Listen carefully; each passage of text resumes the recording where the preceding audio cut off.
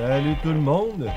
Bienvenue à une capsule de Crypto-Crypteur. Aujourd'hui, je lance un paquet de PDF, de phrases, d'idées, de choses que j'ai trouvées dernièrement à la suite d'une vidéo. J'ai décidé de reprendre ces textes-là et de vous les lancer en français. C'est intéressant, mais c'est un peu de n'importe quoi. Mais bon, vous allez voir. On commence ça. Yeah, direct, yeah, là. Ouais, donc, bienvenue encore à cette capsule. Comme dirait un certain YouTuber, one take, one cut. C'est suite à une vidéo de... voyons, c'est quoi déjà son nom? C'est son channel, c'est King Solomon. C'est une vidéo de King Solomon que j'ai écoutée, que j'ai trouvé vraiment intéressante. Mais c'est un peu comme un pitch de plein de choses en même temps. Je pense que le vase communicant serait une monnaie globale ou un reset. C'est des textes qui viennent de l'IMF, World Economic Forum, qui parlent de SDR, SHC. Donc SDR c'est Special Drawing Rights et SHC c'est Synthetic Homologic... en tout cas, vous allez le voir. J'ai déjà oublié. Et un petit clin d'œil aussi à Just Chen, qui faisait partie de l'équipe Ripple. Mais vous allez voir que la petite madame, elle a un méchant beau parcours. Je ne la connaissais pas du tout. Mais le parcours qu'elle a fait est vraiment très intéressant. Parce qu'elle a passé par Ripple à un moment donné, mais elle a touché à plus que Ripple. Donc, c'est ça. On va commencer... tu vois, dans son vidéo, il parlait que ce tweet-là, qui vient de Angelus Sapien, avait été vraiment intéressant. Ce qu'elle dit, c'est que depuis le 3 juillet, en date du 7 juillet, je sais pas, j'ai pas été vérifié, les Special Drawing Rights ont arrêté. Il n'y a plus d'update dessus les Special Drawing Rights, ce qui a poussé sa recherche de son côté. Donc, c'est quoi un Special Drawing Rights? Special Drawing Rights, c'est... en français, c'est le droit de tirage spécial. C'est l'IMF qui donne ça. C'est un peu comme l'argent des banques centrales, on pourrait dire. Personne ne peut posséder ça à la base, mais c'est juste les banques centrales, les gouvernements qui peuvent avoir ça. Donc, le droit de tirage spécial, le DTS, est un avoir de réserve internationale créé par le FMI en 1969 pour compléter les réserves officielles de ses pays membres. Jusqu'à présent, 204 milliards de DTS, soit environ 281 millions de dollars US, j'imagine, européens, je suis pas sûr, ont été alloués aux membres, dont 182,6 milliards de DTS alloués en 2009, à la suite de la crise financière mondiale. Donc, on l'a déjà utilisé, quoi. La valeur du DTS est basée sur un panier de 5 devises, le dollar américain, l'euro, le renminbi chinois, le yen japonais et la livre sterling britannique. Donc, son rôle, la DTS a été créée en tant qu'actif de réserve internationale supplémentaire dans le cadre du système de taux de change fixe de Bretton Woods. Bretton Woods a été très important dans l'histoire de l'argent. L'effondrement du système de Bretton Woods en 1973 et le passage des principales devises à des régimes de taux de change flottants ont réduit la dépendance à l'égard du DTS en tant qu'actif de réserve mondiale. Néanmoins, les allocations de DTS peuvent jouer un rôle en fournissant des liquidités et en complétant les réserves officielles des pays membres, comme ce fut le cas au milieu de la crise financière mondiale. Donc, un panier de devises détermine la valeur du SDR. Le SDR était initialement défini comme l'équivalent à 0,888671 g d'or. Ce qui, à l'époque, de grammes d'or fin, ce qui à l'époque équivalait également à 1 dollar américain. Après l'effondrement du système de Bretton Woods, le SDR a été redéfini comme un panier de devises. Donc, avant, le SDR était défini comme l'équivalent de 0,88 g d'or qui équivalait à 1 dollar américain. Donc, Là, on a des chiffres ici. Les devises, le dollar américain, l'euro, le yuan chinois, le yen japonais, la livre sterling. Voici, en gros, je crois que c'est des pourcentages. Ça ferait du sens, ça serait du pourcentage. Donc, 40,73 pour le dollar américain, 30,93 l'euro, 10,92 le yuan, 8,33 le yen et 8,09 la livre sterling. J'aurais pensé qu'elle aurait été pas plus forte, mais bon.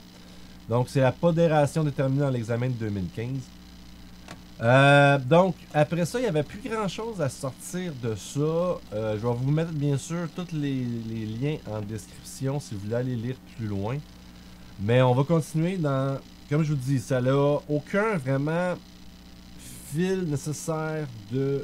Ok, je vais vous présenter ce PDF-là ou cette page-là pour arriver à tel point, pour arriver à tel point. En gros, on arrive à la fin, puis on parle d'une monnaie globale. En grosso modo. Plus vers la fin, ça devient intéressant aussi, je trouve. Mais bon. Il y a eu ça aussi qui est sorti. Ça nous vient de... Voyons, c'est quoi FAS? FAS, c'est quoi déjà?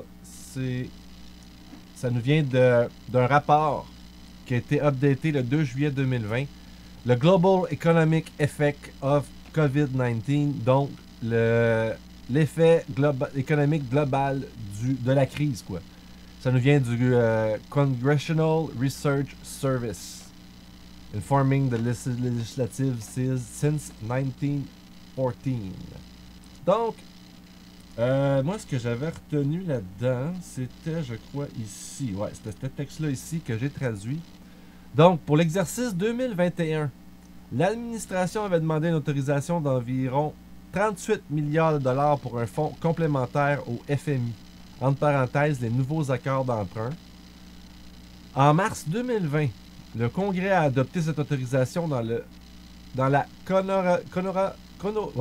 Coronavirus Aid, Relief and Economic Security Act comme moyen de renforcer les ressources du FMI disponibles pour soutenir les pays pendant la pandémie. Donc, quand on vous parle, genre, que faites-vous-en pas, le FMI est là, on va aider les pays pauvres, on va aider les pays riches, allez-y, empruntez, envoyez de l'argent à vos citoyens, ça rentre un peu là-dedans. Du moins, selon mon opinion. Hein. Comme je vous dis, j'ai pas la science infuse. C'est juste de vous livrer une information pour que vous en fassiez après ça ce que vous avez à faire avec. Oui, puis on va parler un peu de Ripple en passant, fait que découragez pas, c'est juste que à la fin, j'ai l'impression aussi que on risque de voir vraiment le XRP comme étant le backbone, le soutien à toute cette espèce de monnaie globale-là. Le débat se poursuit, donc je disais FMI comme disponible pour soutenir les pays pendant la pandémie. Le débat se poursuit sur la question de savoir si les pays membres devraient contribuer des ressources supplémentaires au FMI, si le FMI devrait lever des fonds en vendant une partie de ses avoirs en or, et la question de savoir si le FMI devrait apporter des politiques pour amortir les réserves des États membres par un processus appelé allocation de DTS, donc SDR, qu'on voit ici, Special Drawing Rights. Donc, ici, c'est rapide, vite, vite, c'est des chiffres. On était rendu, si j'ai bien compris, à 200 milliards 162 000... Non, je pense que c'est 204 000 milliards 162 milliards 99... non, désolé. One take, one cut. Hein. C'est difficile de dire parce que des fois, il y a des virgules et des points, mais là, c'est juste des points. Donc, 1000 millions... 204 milliards 162 000... 0,99 726. Ça semble être 204 milliards. Vite, vite comme ça. Et si on regarde vite, vite, fait intéressant, ça vient à chaque année, au 31 décembre. Et là, on est au 30 juin 2020. On est à la moitié de l'année. Ça fait intéressant. Et avant la crise de 2008, ou pendant la crise de 2008, on était seulement à 21 milliards. C'est intéressant. De SDR. Donc, ça se apprendre comme ça, c'est juste un chiffre parce que les chiffres reviennent plus tard. On est rendu ici.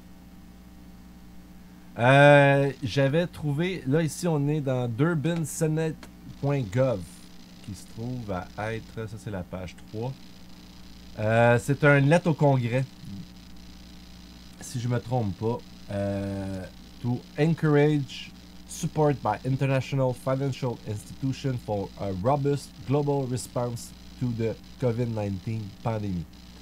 Donc, pour encourager le support par les institutions financières internationales pour avoir une réponse robuste, globale pour la crise, quoi. Et ici, en page 3, on nous parle de ça ici. Et je l'ai aussi traduit ici. Donc, ce que ça dit, exiger l'approbation de tous les transferts d'allocation de droits de tirage, SDR, spécial 2 de 3 pays membres les plus riches à des pays dont 4 sont... Ok, je pense que c'est ça. Ok, non, c'est bon.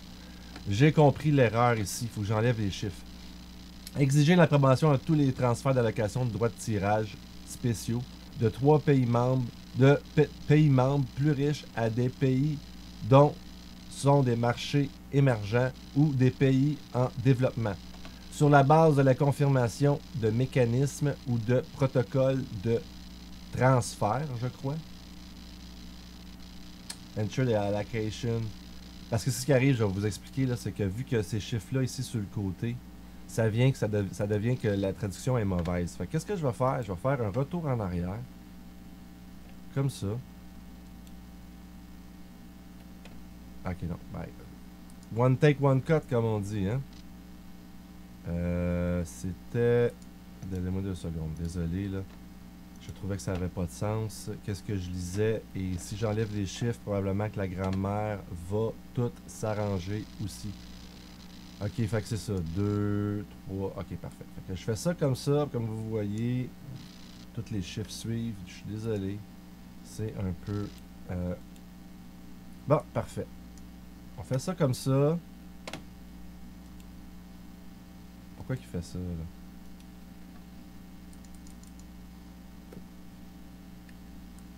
Comme ça, comme ça. J'enlève les chiffres, comme je vous disais. Je laisse ça ensemble. Comme ça, il va conjuguer les phrases sans les séparer par des chiffres. Désolé. J'arrive pas à trouver. Si jamais vous connaissez un bon programme de traduction, je serais très intéressé. Parce que des fois, c'est un petit peu limité ce qu'il nous donne. Bon, fait que je traduis ça. Bon, désolé, on va pouvoir y aller. Exiger l'approbation de tous les transferts d'allocation de droits de tirage spéciaux des pays membres les plus riches vers les pays qui sont des marchés émergents ou des pays en développement. Donc, on voit ici, c'est un peu ce qu'on a déjà entendu de la part de l'IMF dernièrement, c'est qu'ils veulent aider les pays pauvres, en d'autres termes, ou en voie de développement, à probablement oublier les dettes, mais pas pour les pays riches. Fondé sur donc des pays émergents ou des pays en développement, fondé sur la confirmation de mécanismes ou de protocoles de transparence pouvant être mis en œuvre pour veiller à ce que les allocations soient utilisées pour le bien public et en réponse à la pandémie mondiale. Donc, c'était ça ici. Après ça, on arrive ici. Je suis sur le site Atlantic Council. Et mardi 7 juillet 2020, quand même, c'est assez récent, hein? C'est il y a 2 jours. Le système financier international. Recherche et rapport approfondi par Robert A. Manning. Et là, on a une phrase intéressante ici.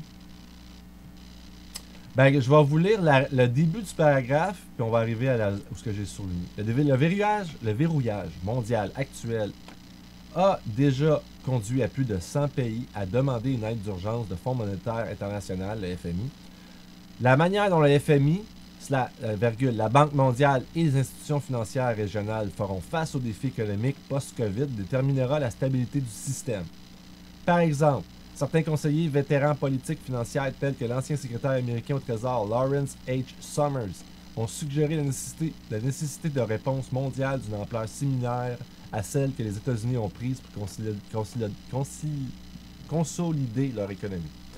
Dans un article d'opinion dans le Washington Post, Summers et l'ancien premier ministre britannique Gordon Brown ont suggéré l'annulation de la dette aux pays les plus pauvres et que le FMI émet bien plus que 1 billion de dollars en droits de tirage spéciaux, Special Drawing Rights, pour stabiliser les pays en développement endettés. Les États-Unis qui disposent, ça c'est quelque chose que peut-être vous allez trouver intéressant de savoir sur les politiques, comment ça fonctionne l'économie. Les États-Unis qui disposent d'un droit de veto sur les décisions du FMI n'ont accédé à aucune ressource supplémentaire du FMI. Donc, je trouve ça intéressant qu'ils disposent d'un droit de veto sur les décisions du FMI. Donc, si on se fie un peu à ce qu'il disait dans sa vidéo, les Special Drawing Rights, avec la crise, vont faire x10 en termes de combien il en existe sur le marché. Donc, le chiffre qu'on a vu tantôt, mettez un 0 de plus. Mettez un 0 de plus. Donc, après ça, j'arrive ici. Et là, je suis sur un document de l'IMF.org. C'est en 2018 qui a été fait. Ça s'appelle Séminaire de haut niveau sur le droit et la stabilité financière. Donc, on parle de quelque chose. Juste une chose intéressante à montrer ici, c'est que dans cette présentation-là, je pense que c'est là, ici, il y a eu Jess Chen, conseil, département juridique, FMI. Elle fait une présentation en 2018. OK? Donc,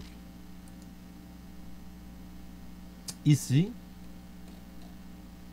qui est. Ben avant d'aller là, je vais te dire qui est Jess Chen. Donc, je suis sur son LinkedIn. OK? Donc, je vais vous le dire en anglais. Présentement, elle est Senior Counsel at Federal Reserve Board et former Ripple, Watchtel et IMF. Donc, présentement, elle est sur le conseil senior du Federal Reserve Board.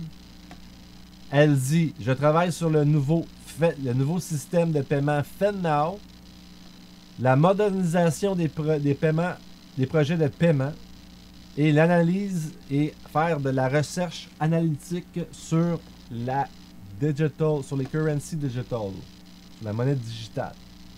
Donc, FedNow fait partie de sa job à elle. Après ça, elle a commencé en janvier 2020 sur le poste de la Réserve fédérale. Intéressant, hein? Juste après que le 31 décembre, on avait parlé de quelque chose qui se passait en Chine. Après ça, elle est sur le conseil de l'IMF de mars 2018 à janvier 2020. Donc, elle a quitté l'IMF pour aller à la Federal Reserve Board. Intéressant.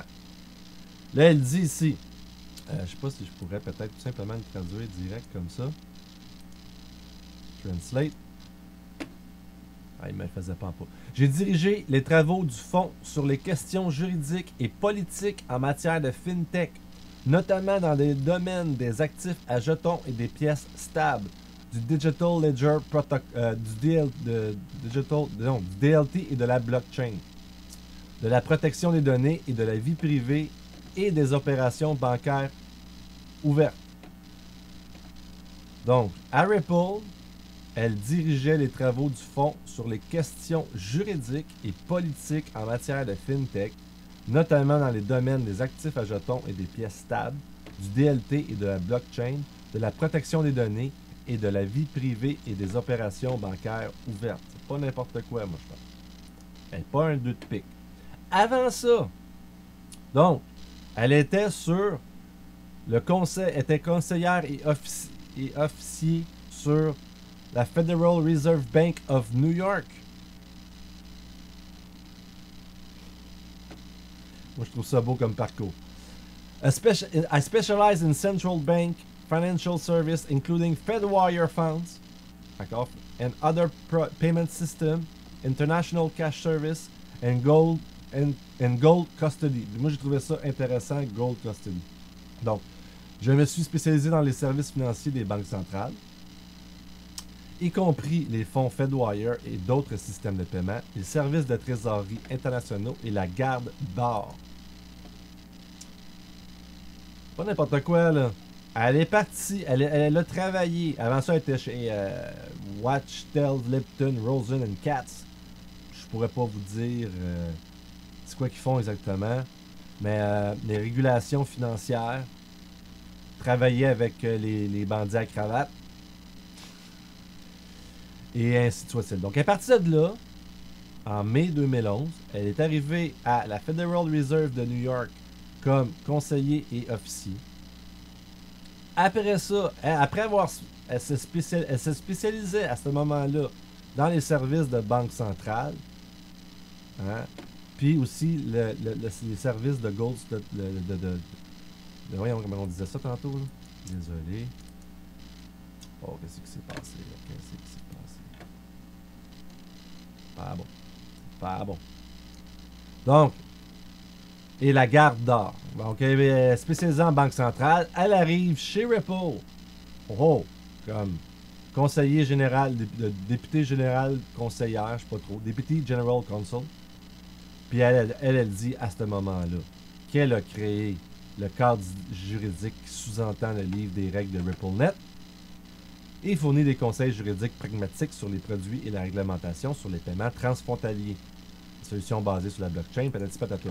Donc, quand même pas pire, elle est partie de la banque fédérale, la réserve fédérale de New York, pour aller chez Ripple, pour aller après ça à l'IMF, après avoir séjourné chez Ripple pendant presque, 2 ans, un peu plus de 2 ans, elle a été chez l'IMF pour à peu près 1 an et demi, puis après ça, s'est ramassé à la Federal Reserve Board. C'est un petit clin d'œil, il n'y a rien d'important là-dedans, sauf qu'elle a travaillé sur certaines choses. Elle a travaillé sur certaines petites choses intéressantes qui étaient... c'était ça ici ou c'était ça? Ouais, elle a travaillé là-dessus. Qui se trouve à être MCN Finite Update. On est sur le imfconnect.org. Donc, on est sur le site de l'IMF. Et on voit ici que il y a eu quelque chose d'intéressant. Si je fais Google Translate. Préparé par John Kiff et Hunter Monroe. Révisé par Tommaso Mancini Grifoli. Et autorisé par Fabio Natolici. Tous MCM. Avec une contribution spéciale de qui? De Jess Chen. Contribution spéciale de Jess Chen. Ce document date du 29 octobre 2018 et le 29 octobre 2018, elle venait de commencer à l'IMF. Ça faisait moins d'1 an. Une demi-année qu'elle était à l'IMF déjà.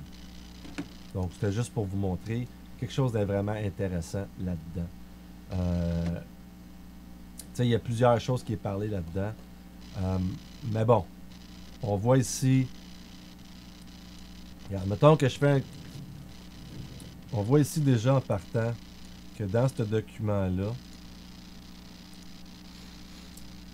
Google Translate, on va se fermer ça là. 3 sociétés utilisent désormais la plateforme Xrapid de Ripple. 2 des entreprises étaient des prestataires de services de paiement transfrontalier, Mercury FX et QLX. Et l'autre était une coopérative de crédit basée aux États-Unis, Catalyx.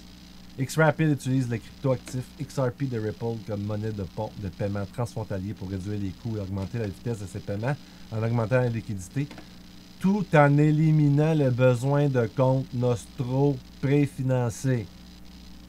Ça, c'est les petites informations qu'on voit dans ce document, justement. Qu'est-ce qu'il y avait d'autre d'intéressant là-dedans?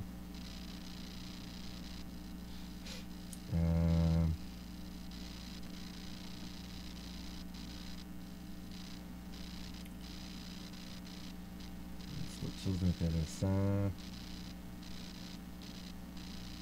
Bon, c'est ça en gros. Mais quand même, encore une fois, il y a quand même, on parle des crypto-assets, on parle des stablecoins dans ce document-là, les ICO,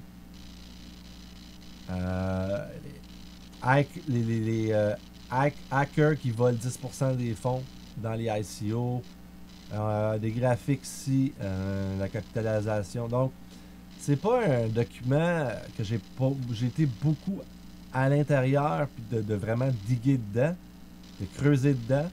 Mais c'était juste pour vous montrer que Jess Chen, elle a quand même été chez Ripple et elle semble voyager au travers de plusieurs bonnes entités. On continue. On continue. Donc ici, on est sur le Bretton Woods Committee. On est sur le 23 avril 2015. Donc ça fait quand même plus de 5 ans. Il y a ici une phrase intéressante de David Mills qui dit: le directeur adjoint de la division des opérations de la Banque de réserve et des systèmes de paiement de la Réserve fédérale américaine a abordé le rôle des banques centrales dans la modernisation des systèmes de paiement et a décrit l'objectif du Federal Reserve Board. Et qui était en 2015 à la Federal Reserve Board? Non. Peut-être pas. Elle était à la réserve de New York, elle. Pas grave. On continue. Désolé, j'ai perdu. Bon. La modernisation des systèmes de paiement. Le Reserve a abordé le rôle des banques centrales dans la modernisation des systèmes de paiement et a décrit l'objectif du Federal Reserve Board des États-Unis de fournir des systèmes de paiement sûrs et efficaces. Okay? Mills a exprimé un optimisme prudent que les crypto-monnaies offraient une alternative au système de paiement actuel, mais s'inquiète des risques que les acteurs non bancaires feraient courir au système financier.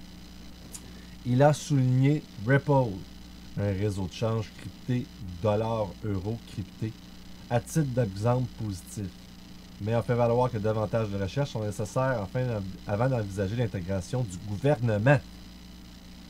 Donc, c'est pas une confirmation officielle, mais on souligne ici Ripple dans un nouveau système de paiement de la Federal Reserve américaine.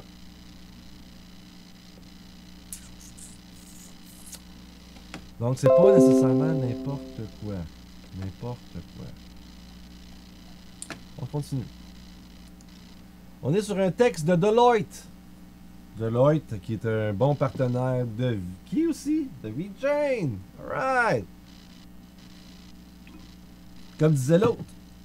VeChain doing things. Donc, j'ai sorti ceci. J'ai recherché SDR dans le document de Deloitte. Et c'est un gros document. C'est pour ça que je fais des petites recherches. Mais si on remonte au titre, en haut complètement, Deloitte, The Future of Exchanging Value, Cryptocurrencies and Trust Economy. Donc, le futur d'échanger de la valeur de cryptocurrency et de faire confiance à l'économie. Si je le traduis, parce que j'ai l'impression que j'ai une mauvaise traduction, l'avenir de l'échange de crypto-monnaies de valeur et l'économie de confiance. Et voilà, ça sonne beaucoup mieux. Donc, sur ce merveilleux document, il y a une chose que j'ai bien aimé, c'est ça ici. On en a déjà parlé. On a ici dans le texte: il a été question de remplacer le dollar américain par des droits de tirage spéciaux DTS ou SDR, créés par le Fonds monétaire international FMI en 1969 pour compléter les services officiels de ses pays membres. Donc, il a été question de remplacer le dollar américain par des SDR en 1969. Mais ça ne s'est pas fait. Ça va-tu se faire dans un prochain avenir? On ne sait pas. La valeur du SDR est basée sur un panier de 4 devises internationales. D'ailleurs, moi j'en ai vu 5 tantôt, mais bon. Le dollar américain, la livre sterling, l'euro et le yen. Donc ils semblent avoir enlevé le yuan dans l'histoire. Il peut être échangé contre des devises librement utilisables. En règle générale, les fonds que le FMI prête au pays sont libellés en SDR. La Chine, désireuse de prendre le yuan dans le monde, souhaite que la révision quinquennale du panier de devises par la FMI inclue le yuan, ce qui nécessite une reconnaissance formelle du yuan comme monnaie de réserve. Pour de nombreux parties prenantes, le SDR semble être un candidat idéal pour une réserve mondiale, en particulier une fois que son panier de devises contient le yuan. Donc, je sais pas s'ils font rapport avec 1969, parce que on l'a vu avant, le yuan était déjà inclus dans le SDR. Mais je crois que oui, il faut quelque part que la Chine soit dans l'histoire pour que tout le monde soit content. La Russie peut-être aussi, mais ça c'est une autre histoire. Après ça, on continue. On arrive ici. Et là, accrochez-vous bien. Je vais vous lire tout ce paragraphe-là ici. Je vais tout vous lire ça. Parce que il y a de la bonne info là-dedans. Mon petit bonhomme. Si je fais ça de même, j'arrive-tu à plus que 5000? Non, c'est bon. Parfait. Donc, ce paragraphe de ce PDF de Deloitte, ok, sur l'avenir de la cryptocurrency et l'économie de confiance. Qu'est-ce que ça fait la crypto? Ça amène une certaine confiance. On fait le rapport. Bon, malgré que j'essaye de trouver le meilleur traducteur possible, j'arrive pas à trouver quelque chose qui est assez bon. Pourtant, je comprends pas. C'est pas si compliqué des fois, mais bon. Je vais recommencer là-dessus. Le DTS a été créé pour soutenir le programme de Bretton Woods. Le programme de système de taux de change fixe de Bretton Woods. C'est comme ça qu'il faudrait le lire. Bretton Woods requires to hold official reserve to purchase dynamic. Bon. Bretton Woods exige que les participants détiennent des réserves officielles pour racheter leurs devises nationales sur les marchés de change pour maintenir le taux de change. Un nouvel actif de réserve a été nécessaire à la fourniture de deux actifs de réserve essentiels dans ce temps-là, l'or et le dollar américain. C'est avéré insuffisant pour soutenir l'expansion du commerce mondial et de la finance et le développement de la finance. L'un des espoirs de la SDR était qu'elle fonctionnerait comme une monnaie de réserve, bien que le SDR soit ni une monnaie ni une créance sur le FMI. Ce qui est écrit ici, a claim on the FMI, c'est ça. Ni une créance sur le FMI. Au lieu de cela, il est une créance potentielle sur les monnaies librement utilisables des pays membres du FMI. Une école de pensée, quand le FMI a été créé il y a 70 ans, c'est qu'il devait être le dépositaire d'une monnaie de réserve mondiale. Cependant, le SDR a été dépassé par l'histoire lors des accords de Bretton Woods.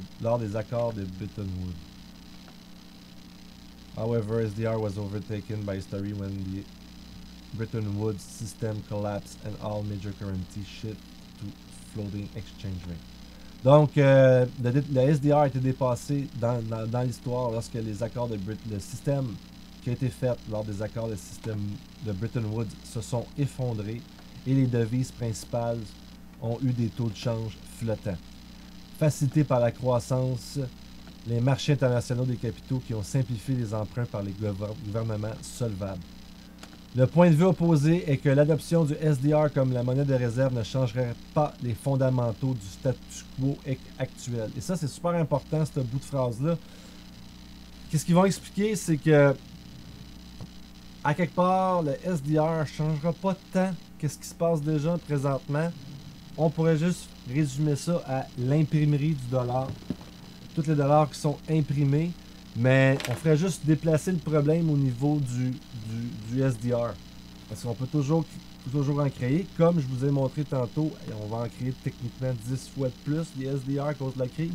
Mais c'est un peu ça qu'ils disent, puis ça fait vraiment beaucoup de sens. Ça fait du bien de voir du monde qui pense.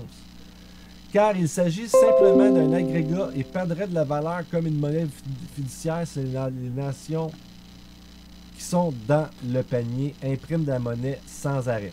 Parce que là, c'est avec abandon, mais je pense que c'est plus sans arrêt.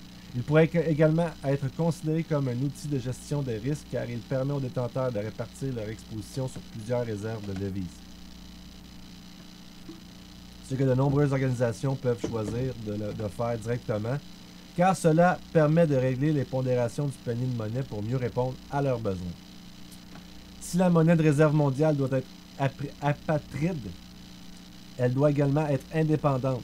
Cela signifie qu'ils doivent être soutenus par des droits d'imposition exécutoires entre les pays participants ou évalués par rapport à une seule marchandise et, entre parenthèses, l'or, par exemple, ou un panier des produits de base tels que l'or, le pétrole, les céréales, etc.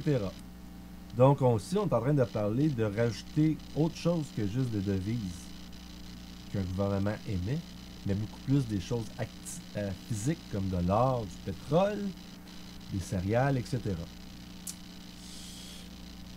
Une troisième option rendue possible par notre monde globalisé et virtuel est d'adopter une apatride crypto-courant.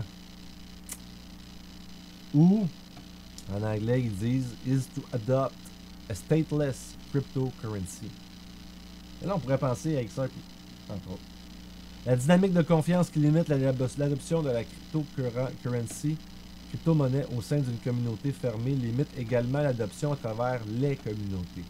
L'argent est une technologie pour résoudre les obligations entre les personnes qui ne se connaissent pas, ou ne font pas confiance, ou pour qui le troc est trop gênant. Le moteur le plus fort possible pour l'adoption nationale d'une crypto-monnaie, crypto-carte, je sais pas pourquoi il change tout le temps. Je parle tout le temps cryptocurrency, mais des fois c'est crypto-carte, des fois c'est crypto-devise. Est là pour exiger les impôts soient payés dans les cryptos. Ok, je comprends. Donc, ce qu'ils disent ici, ils disent en anglais, the strongest possible driver for national adoption of a cryptocurrency is for the national government to mandate that tax to be paid in the cryptocurrency. Donc, un des plus gros facteurs pour l'adoption nationale d'une crypto-monnaie, c'est pour que le gouvernement puisse faire payer ses taxes en crypto-monnaie. Est-ce que ça veut dire, genre, toi, tu vas payer à chaque opération? J'ai l'impression que c'est ça, parce qu'on a déjà vu ce genre de pensée-là sortir des grands de ce monde, comme l'IMF et tout ça. Désolé encore une fois pour la traduction, elle n'est pas super débile et écœurante, comme on dirait en bon québécois. De même, non.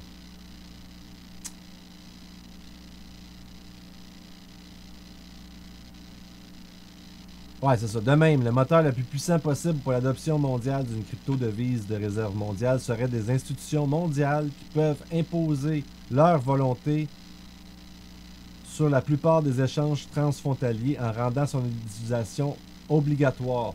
Donc, une manière de faire...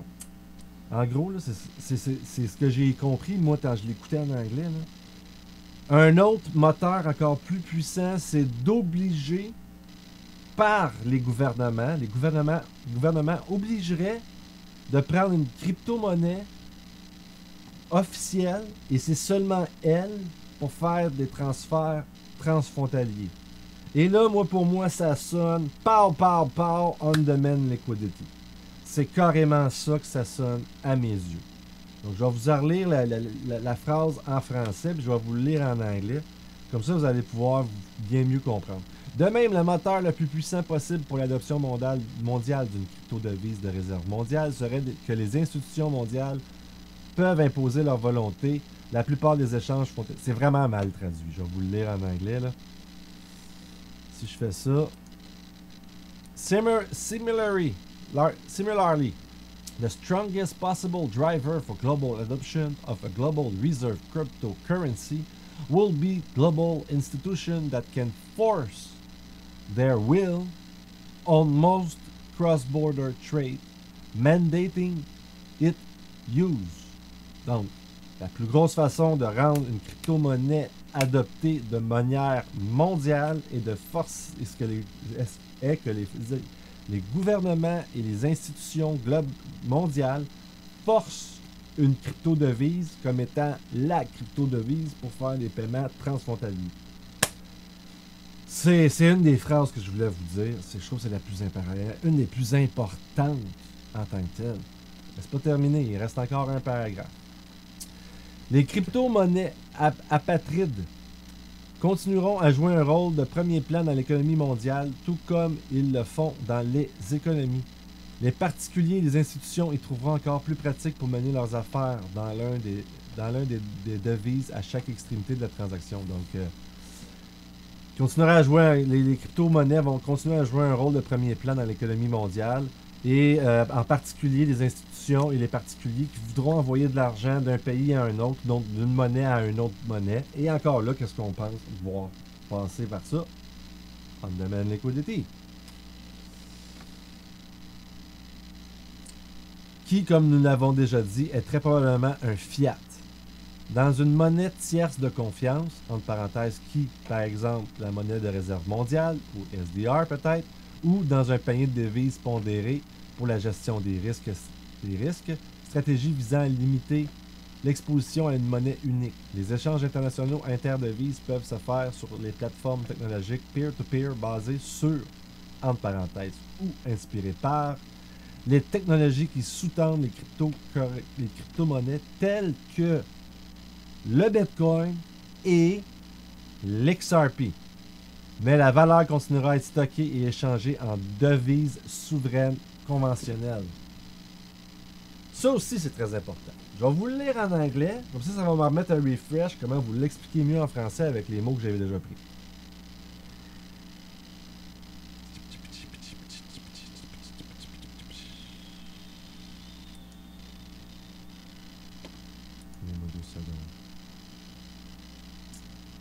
Je vais vous en lire tout ce paragraphe-là ici. Individuals and institutions will still find it more convenient to conduct their business in one of the currency as either end of the transaction. Donc, les individuels, les institutions vont toujours trouver ça plus pratique de faire leur business en dollars ou en euros, peu importe à l'autre bout si c'est des dollars ou des euros. Et là, ils disent entre parenthèses, which are, as we've already stated, it's most likely to be a national fiat currency. Donc, comme on l'a déjà dit, c'est probablement ce qui va être probablement plus le cas pour une monnaie fiat. In a trusted third currency, entre parenthèses, which by sheer size may be the global reserve currency. Donc, dans une espèce de troisième monnaie, une monnaie tierce de confiance, qui pourrait être très bien une réserve une monnaie de réserve globale, un SDR, or in a weight basket of currency at risk management strategy to limit exposure to any single currency, ou un panier de fiat qui fait en sorte que le risque de volatilité est diminué si une monnaie perd toute sa valeur. Comme, mettons, le matin, le dollar US tombe, ben, c'est plate à dire, mais le monde tombe. Okay? C'est important de comprendre ça. C'est pour ça qu'ils s'en vont vers là, probablement. International intercurrency exchange may travel over peer-to-peer technology. Donc, les échanges internationaux de différentes fiat peuvent voyager au travers d'une technologie peer-to-peer, une plateforme peer-to-peer, basée, entre parenthèses, ou inspirée.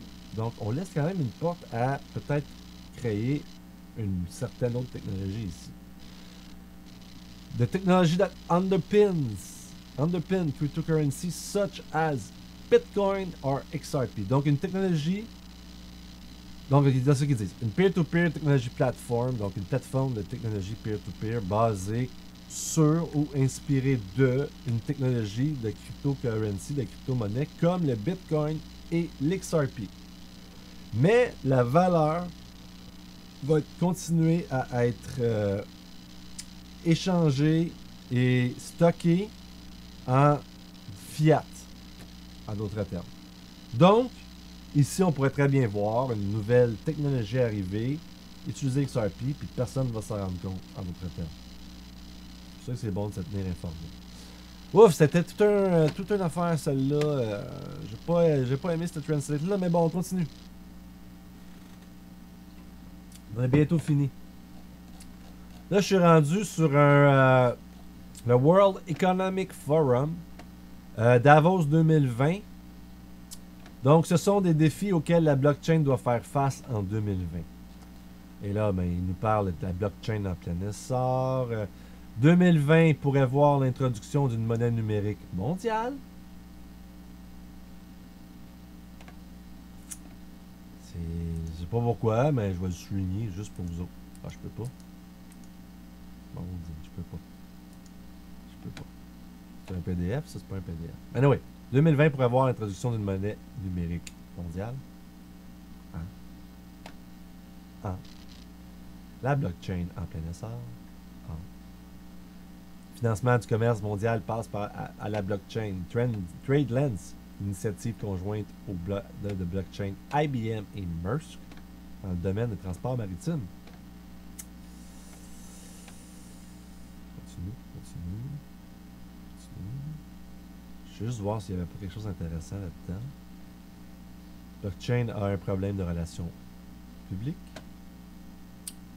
Les mots blockchain ou crypto évoquent toujours des images de mauvais acteurs, de criminels et de corporateurs qui s'enrichissent rapidement en utilisant une nouvelle technologie pour commettre des fraudes séculaires. Et il y en a beaucoup. Pendant ce temps, les luttes intestines paroissiales et les querelles juvéniles se sont mal reflétées sur l'écosystème dans son ensemble. Mais nous assistons à des collaborations passionnantes. Par exemple, l'entreprise Ethereum Alliance a piloté la Token Taxonomy Initiative, qui est neutre sur la plateforme. Bon. The blockchain se heurte au front au système de loi, de réglementation, structure, on en parle souvent. Une technologie encore immature, mais bon, on arrive ici à la fin et c'est très intéressant ici. Les conséquences de l'inaction des chefs d'entreprise et des gouvernements n'ont jamais été aussi frappantes. Considérez l'épreuve de force épique qui se prépare pour 2020 pour créer une monnaie numérique mondiale. Les premiers sont les réseaux cryptographiques traditionnels comme Bitcoin. Deuxièmement, les sociétés comme Facebook, entre parenthèses, d'autres conglomérats numériques peuvent-ils être loin derrière. Ensuite, les États-nations. La Chine mettant en œuvre sa monnaie numérique en 2020 comme étape vers le remplacement du dollar américain comme monnaie d'enregistrement. C'est dit là, ici, World Economic Forum. À mesure que d'autres pays participent, nous verrons la plupart des autres pays sophistiqués soutenir la vision de Mark Carney. On va y arriver. D'une monnaie hémogénique synthétique qui passerait d'un panier d'autres monnaies fiduciaires pour dominer la monnaie à l'échelle mondiale. Au cours de l'année à venir, les banquiers centraux, les décideurs politiques et les chefs d'entreprise, chacun d'entre nous, décideront de l'avenir de l'économie numérique. Les économies occidentales ont la possibilité d'adopter la décentralisation et l'Internet de la valeur et, ce faisant, de conserver leur position de leader dans l'économie mondiale. Cependant, les dirigeants auront besoin d'un niveau de flexibilité et d'ouverture que nous n'avons pas encore vu. C'est quand même le World Economic Forum qui parle. Comme pour tout ce qui est audacieux, l'avenir n'est pas quelque chose à prévoir, mais à réaliser. Plus que jamais, la question de savoir qui construira cet avenir devrait être une priorité en 2020. Et ça date de quand pour le fun? C'est une date, 17 janvier 2020. Plateforme d'action COVID du Forum économique mondial. Hein? Il était même pas en crise encore. Ça commençait à sortir dans les journaux. 17 janvier 2020. Déjà là, il parle de la crise économique mondiale. Du Forum économique mondial, mais il parle de la plateforme d'action COVID. Vous ne trouvez pas, c'est bizarre un peu, mais bon. On continue, j'étais rendu ici. Et là, il nous parlait de monnaie hémogénique synthétique. Et Mark Carney, qui se trouve le gouverneur de la Banque d'Angleterre, Mark Carney, a proposé la création d'une monnaie numérique mondiale afin de stabiliser les systèmes financiers mondiaux. Là, on est le 29 août 2019. perturbé par le commerce et les guerres de devises. La proposition a été présentée lors d'un discours prononcé lors du Synopsum Jackson Hole, parrainé par la Réserve fédérale américaine, qui a lieu cette semaine. Carney a déclaré qu'une monnaie hégémonique synthétique, SHC, en anglais ça a un autre nom. Je sais pas s'il va mal donner la traduction du sommet, il va me donner la... Pas grave.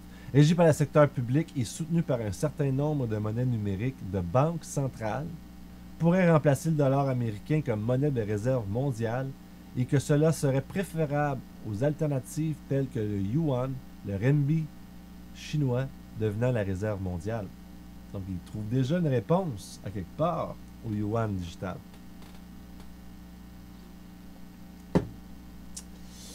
Donc, je vais relire ce bout de phrase-là parce que je trouve que c'est assez intéressant à comprendre. Régie par le secteur public.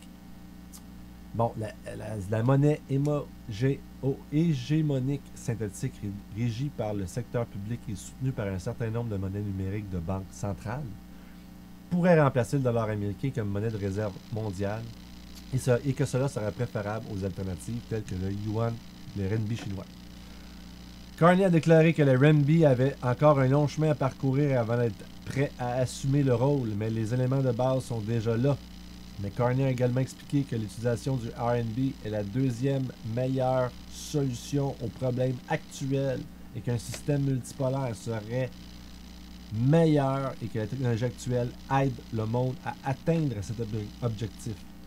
Carney a déclaré qu'un panier de devises pourrait soutenir de meilleurs résultats mondiaux compte tenu de l'ampleur des défis de l'IMFS, système monétaire et financier international actuel, et des risques liés à la transition vers une nouvelle monnaie de réserve hégémonique comme le renminbi. Cela réduirait également l'influence du dollar américain, la monnaie de réserve actuelle.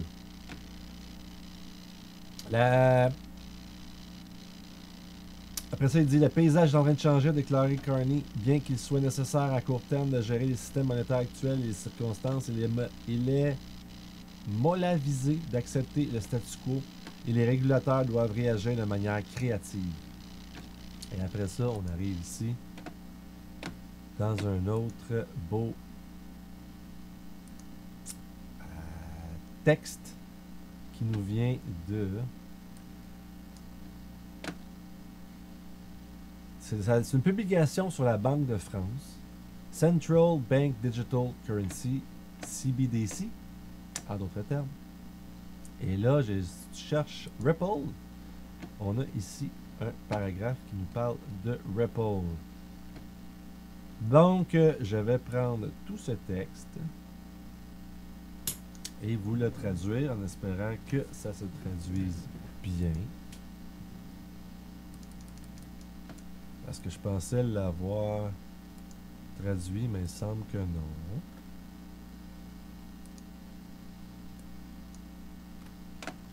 C'est-tu bon, ça? C'est bon. Donc, sur la publication de la Banque de France, on a un paragraphe ici. Et si je vous le traduis, circulation potentielle du CBDC de gros sur plusieurs blockchains contrôlés par la Banque centrale. De cette circulation serait complexe et pourrait avoir des conséquences sur la stabilité financière et transmission de la politique monétaire, difficilement prévisible à ce stade. Deux différentes approches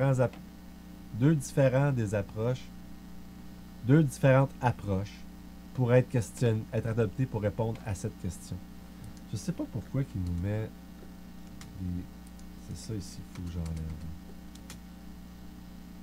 Désolé, encore une fois.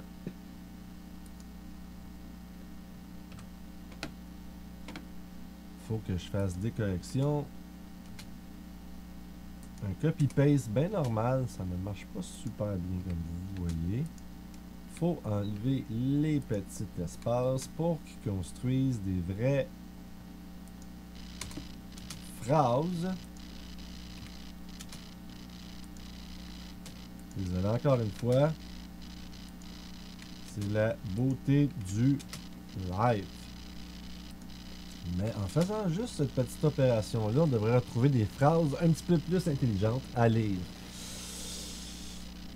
Donc, circulation potentielle du CBDC de gros sur plusieurs blockchains. La surveillance par la Banque centrale de cette circulation serait complexe et pourrait avoir des implications pour la stabilité financière et la transmission de la politique monétaire. Difficile à anticiper à ce stade. Deux approches différentes pourraient être adoptées pour répondre à cette question. La Banque centrale se met en position d'émettre des unités CBDC de gros sur n'importe quelle blockchain pouvant être utilisée comme moyen d'échange à ses guichets. Cette solution serait extrêmement complexe à gérer et il obligerait la Banque centrale à organiser la circulation de la CBDC de gros sur les blockchains dont la technologie et le cadre de gouvernance sont hors de son contrôle.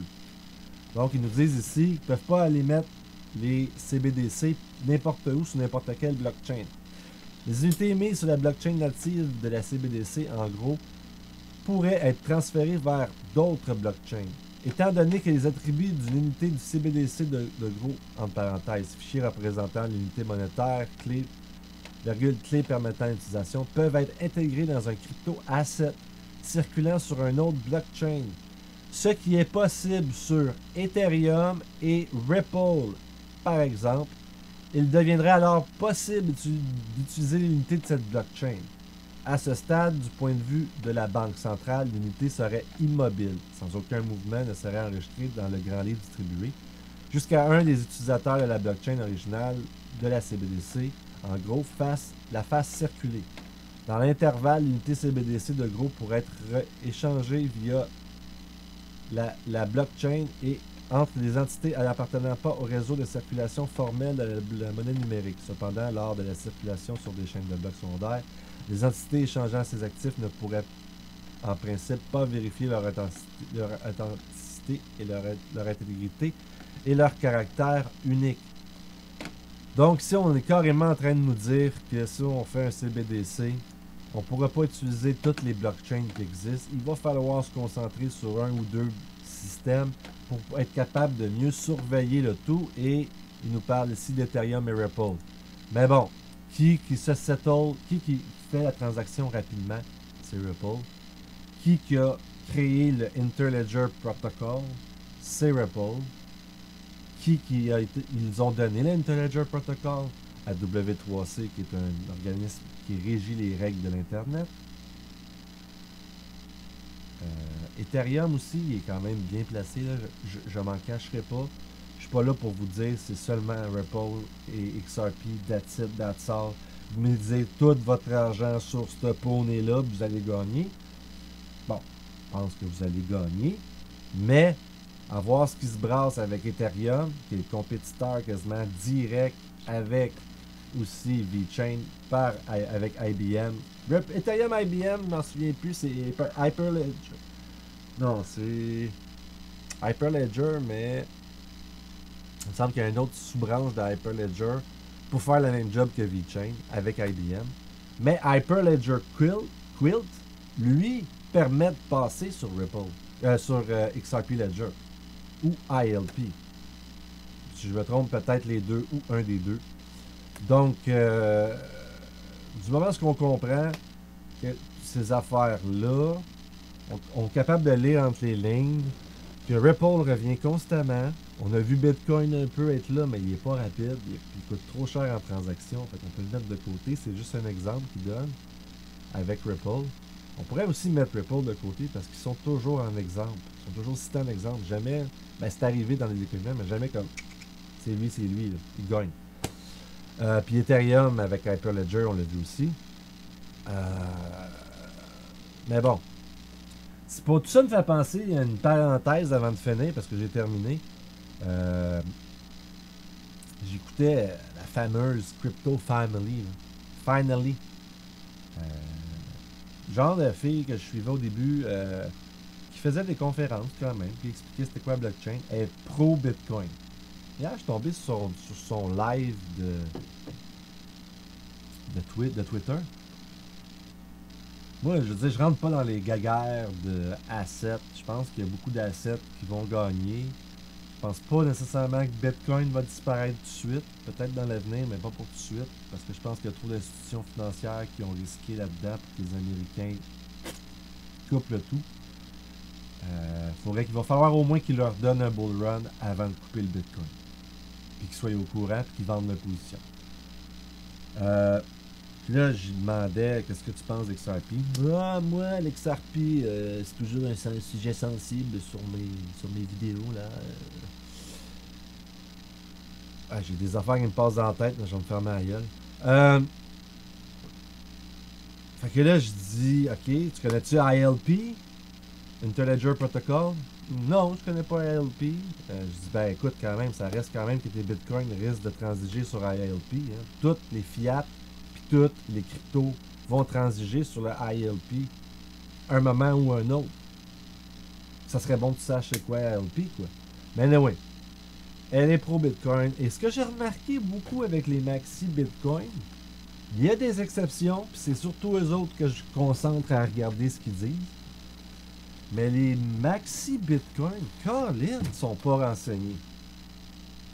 C'est vraiment fermé un peu dans l'espèce de pensée, genre Bitcoin, c'est le meilleur. Il a tout pris. Il est Don Corleone. Jamais on se fera dépasser. Les technologies, tout ce qui existe, d'ailleurs, je pense à la vidéo de Philippe qui a partagé sur sa chaîne ce matin, où ce qu'on voit un maxi Bitcoin chier sur XRP puis tout ça, toutes les altcoins, mais jamais donner une raison intelligente. À part dire Bitcoin c'est un bulldozer. Tabarouette. Moi je veux dire, pardonnez-moi si un jour je vous fais mettre de l'argent dans un coin qui a perdu sa valeur. C'est loin d'être mon but. Mon but est d'essayer de vous donner de l'info pour que vous puissiez placer votre argent, faire votre recherche par rapport aux infos que je vous donne. Si Bitcoin annonce demain matin une super grosse annonce qui vont transiger en 2 secondes, ben, je pense que je reviserais peut-être un peu mes positions XRP versus Bitcoin. Puis je vous le dirais parce que je me dirais c'est le temps de comprendre ce qui se passe. Puis j'ai pas le goût que vous perdiez tout votre argent. Parce qu'il n'y a personne qui est capable de mettre son ego de côté, puis c'est carrément ça. Être capable de mettre son ego de côté. Ego, en anglais, edging the good outside. Mettre le bon à l'extérieur. C'est ça que ça fait l'ego. Fait que moi, mon ego, je suis Bitcoin. Non, non, non, je suis le meilleur. C'est de l'ego mal placé. Si t'es pas capable de te renseigner, parce qu'il y a des gens qui t'écoutent, puis que tu joues avec leur argent en tant que tel, parce que moi, je veux pas vous preniez mes paroles pour quelque chose de vrai. Je veux que vous preniez ce que j'ai à vous dire, faites vos recherches, puis compreniez que peut-être que le vent tourne, ou que c'est par là qu'on s'en va, puis que vous reconfirmez avec vous-même, mais au moins, j'essaie de vous donner la bonne tangente à mon avis. Je suis pas un dieu, moi, là. Hein? Je fais des recherches, je me renseigne beaucoup, mais je suis pas dans le secret des dieux. Là. Je peux me faire avoir comme n'importe qui d'autre. Mais c'est important de dire si un jour, mettons, Bitcoin ou Ethereum va être dominant à cause d'une nouvelle, c'est pas à cause que j'aime XRP puis VeChain que je vais pas en parler. Vous comprenez ce que je veux dire? Je trouve ça vraiment, vraiment malsain parce que c'est pas juste genre achète mon auto de telle marque versus l'auto de telle marque. Bon, c'est un investissement dans le sens que tu veux que ton auto dure longtemps. Tu vas acheter la meilleure, mais je veux dire, c'est pas genre directement jouer avec l'argent des gens. Dans ce que moi je fais, veux pas, je joue à vous renseigner et vous fier sur certains de mes renseignements. Comme je vous dis, prenez le temps de faire vos recherches, c'est ça le plus important. Vous fiez sur mes certains renseignements pour faire des décisions sur vos investissements. Et ça, je trouve qu'on a une responsabilité incroyable. C'est pas le temps de mettre l'ego là-dedans. C'est pas le temps. Je suis tanné de ça. J'écoutais un vidéo de Crypto Harry hier. Elle m'expliquait qu'elle, au Japon, il n'y a pas de guéguerre Bitcoin, Ethereum, XRP, VeChain, nanana. Il n'y a pas de petite guéguerre. Le monde se tient tous ensemble parce qu'ils sont tous dans la crypto à la base. Et elle dit c'est tellement rafraîchissant comparativement à ce qui se passe sur Twitter. Je suis bien d'accord. Je suis bien d'accord. Moi, celle que j'ai écoutée hier, j'ai pas commencé à bâcher dessus en disant que c'est une crise de folle, d'une niaiseuse. Non! Je laisserai pas mon ego parler parce que j'en pense des affaires. J'en pense des affaires. Si vous connaissez Crypto Family, vous savez de quoi je parle. Et à un moment donné, il y a une limite à utiliser son corps. Mais bon. L'affaire s'achète en chaleur. Ah, je l'ai dit quand même. Bon, pas grave. Je dis pas qu'elle est pas belle, je dis pas qu'elle est pas séduisante, qu'elle est pas sexy. Là. Mais si tu veux vendre Bitcoin, donne donc des vraies affaires. On puisse t'écouter et que tu sois respecté parce que tu dis des vraies affaires. Anyway, c'était une petite parenthèse à la fin. Tout s'en va vers, on dirait, une monnaie globale. Il semble parler de reset pour les pays pauvres. J'ai écouté une vidéo d'ailleurs, super intéressante. Il expliquait comment qu'un reset pourrait être fait. Et une des choses qui est expliquée comme étant une façon de régler le problème de la crise présentement, et j'ai trouvé ça super intéressant parce que je me suis dit, ok, ça peut quand même faire du sens. C'est tout ce que les pays présentement empruntent. Ça serait comme un emprunt gelé à vie.